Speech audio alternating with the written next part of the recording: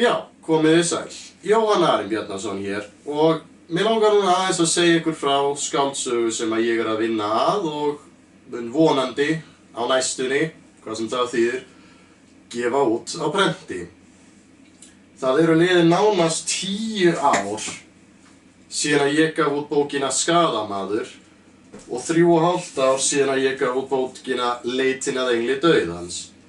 En núna ætla ég fyrst og fremst að segja ykkur frá bók sem að ég hef núna verið að vinna að síðan ársloka 2018, held ég. Bók sú heitir Ógnareðli og hún er fullskrifuð. Ég búinn að yfirfara hana og endurskrifa á svona og held hún sé tilbúin fyrir útgáfu og næsta verkefni að sjálfsögðu bara að reyna að finna sér útgefanda. En mér langar núna bara að lesa fyrir ykkur eitt kafla úr henni og já, skal ég bara vinda okkur beint í það. Já, ég held að ég byrji bara á að ég ekki lesa beint niðurhal úr sögunni, heldur svona drög að káputeksta sem að myndi þá vera aftan á bókakápunni þegar hún kemur út. Það væri einhvern veginn á þessa leið. Sigríður Vagnsdóttir er 16 ára gömul og býr í Vesturbæ Reykjavíkur. Foreldrar hennar voru fíklar, pabbi hennar er í fangelsi og hún hefur alltaf átt erfitt með að eignast vini. Og í fyrsta sinn á ævinni er hún ástfangin. En Sigríður býr yfir leyndarmáli. Hún er hættulegasta glæpakona landsins. Nú ætla ég að lesa fyrir ykkur einn kafla úr sögunni. Þetta er ekki fyrsti kaflinn vegna þess að fyrsti kaflinn í sögunni og oft í mörgum sögum er mjög góður svona til að kynnast kannski sögupersónum en kannski ekki endilega lýsandi fyrir hvaða átt sagan er að fara í og já, í fyrsta kaflanum á Ógnareðli er bara mjög mikið af fólki að tala saman allt og ekkert svo að maður svona fái smá innsýn inn í einhverjum eina af aðalpersónunum. Þannig að ég ætla núna bara að lesa kafla snemma úr sögunni sem mér fannst vera betri til kynningar. Ógnareðli, 7. kafli, sjálfsvíg.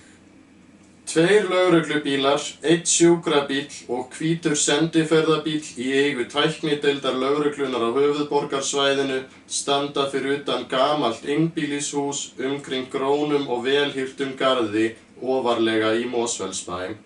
Ágústa hallar sér upp að einum lögreglubílnum meðan hún stimplar inn smáskilaboð til Markúsar frænda síns. Hæ, værirðu til að borða með mér í kvöld? 2 tæknimenn frá lögreglunni koma út úr húsinu og ganga í átt að hvíta sendibílnum. Þeir eru klæddir í hvíta samfestinga, eru með öndunargrímur fyrir vitum og halda á töskum líkum verkfæratöskum. Þegar þeir koma að sendibílnum opnar annar þeirra bílinn og svo láta þeir töskurnar þar inn fyrir og taka af sér grímurnar. Já, þetta var ljótt maður, segir sá eldri af mönnunum 2 leið og hann rennir niður samfestingnum sínum og byrjar að leita að einhverju í buxnavasa hjá sér. Ágústa gengur til tæknimannanna og spyr hvort að þeir séu búnir. Þeir eru bara að klára að taka myndir og svona, annars liggur þetta nokkuð ljóst fyrir, segir sá eldri leið og hann dregur gamlan og krumpaðan pakka af Winston sígarettum upp úr buxnavasanum. Hann heitir Anton og er búinn að vera ummerkja sérfræðingur hjá tæknideildinni í næstum 2 áratugi. Sjálfsvíg, spyr Ágústa. Alveg pottþétt, hef séð þetta oft áður, svarar Anton sem að lagar aðeins til grátt yfirvaraskeggið áður en hann stingur einni sígarettu upp í sig og kveikir svo í.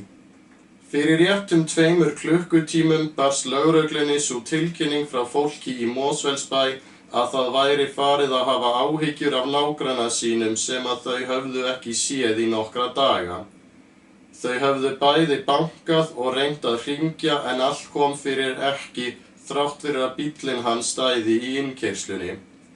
Það vildi svo til að Ágústa og sumarefleysingarmaðurinn sem að hún var með sér þennan daginn voru sá bíll sem að var næst staðnum svo að þau voru send á vettvang til þess að athuga með manninn. Og meðan þau voru að keyra eftir Helgafellsvegi barst þeim tilkynning frá stjórnstöð sem að tjáði þeim að maðurinn sem að nágrannarnir höfðu áhyggjur af væri 74 ára einstæðingur að nafni Grímur sem að hefði ekki komið við sögu lögreglu í meira en 30 ár. Eftir að hafa komið á staðinn gengu Ágústa og sumarafleysingarmaðurinn nokkurum sinnum í kringum húsið í leit að mögulegri leið inn og fundu þá opinn glugga við hliðina á bakdyrunum. Ágústa nennti ekki að bíða eftir lásasmið svo að hún skrúfaði skrúfurnar úr stormjárni gluggans eftir að hafa kallað nokkrum sinnum á Grím án þess að fá svar. Eftir að hafa losað stormjárnið lét hún sumarafleysingamanninn klifra inn til þess að opna fyrir sér. Herbergið fyrir innan dyrnar reyndist vera þvottahúsið. Úr þvottahúsinu lá ein hurð og gegnum hana komu þau inn á stórt og snyrtilegt baðherbergi með marmaraflísum, stóru hornbaðkari og sjónvarpi sem að stóð á hillu fyrir framan baðkarið. Sumarafleysingarmaðurinn minntist á að baðherbergið kostaði sennilega meira en íbúðin hans. Úr baðherberginu komu þau fram á ganginn þar sem var nokkuð dimmt enda öll ljós slökkt og dregið fyrir flesta glugga, en þau sáu þó að ljós virtist loga innst á ganginum svo að þau fóru beint þangað. Sumarafleysingarmaðurinn sagði nafn Gríms tvisvar sinnum en enginn svaraði. Ljósið sem að logaði barst út rifu á stofudyrunum og þegar Ágústa opnaði blasti við þeim óhugnaleg sjón og þungur, hræðilegur óþefur fyllti vit þeirra. Á miðju stofugólfinu lá alblóðugur karlmaður á grúfu í stórum polli af blóði. Blóðdropa mátti sjá á fjólubláu sófasettinu, á standlampa við hliðina á sófanum, á ljósakrónu fyrir ofan manninn, í loftinu og allstaðar í kringum hann. Stórt og gapandi blóðugt sár var á höfði mannsins og við það suðuðu ótal flugur og Ágústa gat séð aðrar pöddur hreyfa sig hér og þar við líkamsleifar mannsins. Sumarafleysingarmaðurinn tók andköf en Ágústa kyngdi munnvatni áður en hún gekk hægum skrefum inn í stofuna og virti lík mannsins betur fyrir sér. Lyktin var ógeðsleg enda var hann búinn að liggja þarna í nánast heila viku.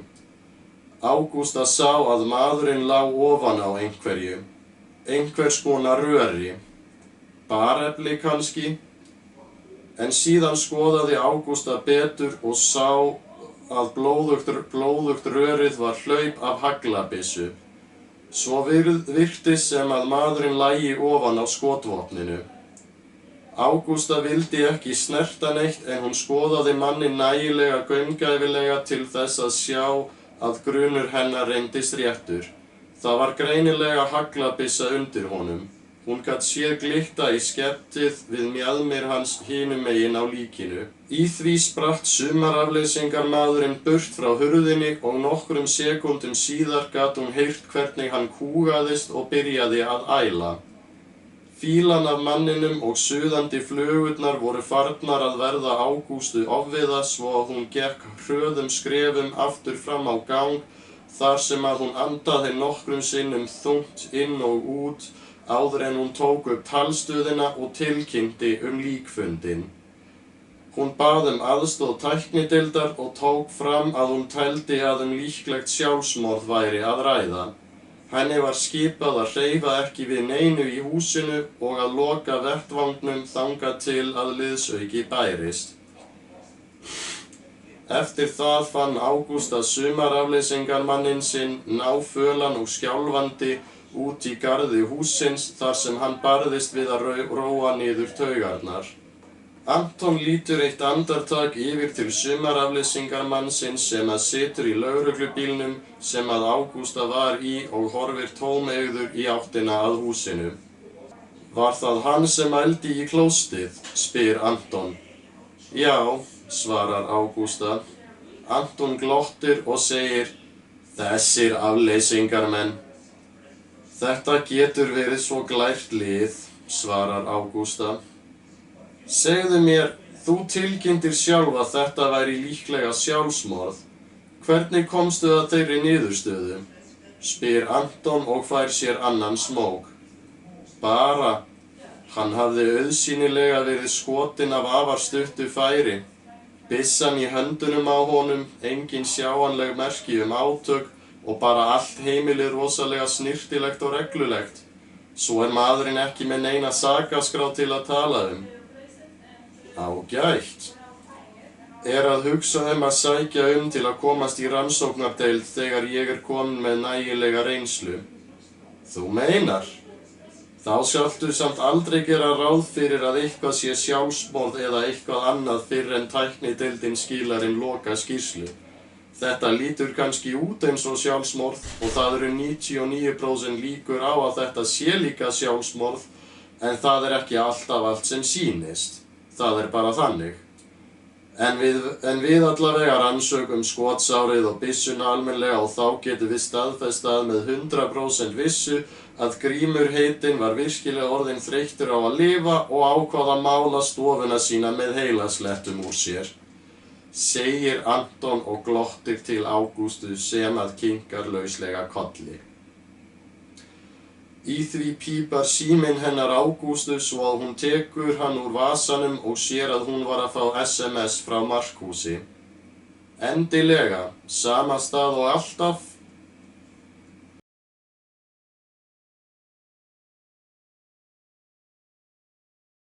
Jæja.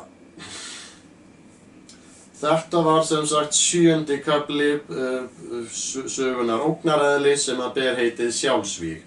Eða brot úr kaflanum. Ég búinn að sitja hérna dálítið lengi og ég veit ekki hvort að allt sem að ég las upp unir þetta í myndbandi sem þú ert að horfa á.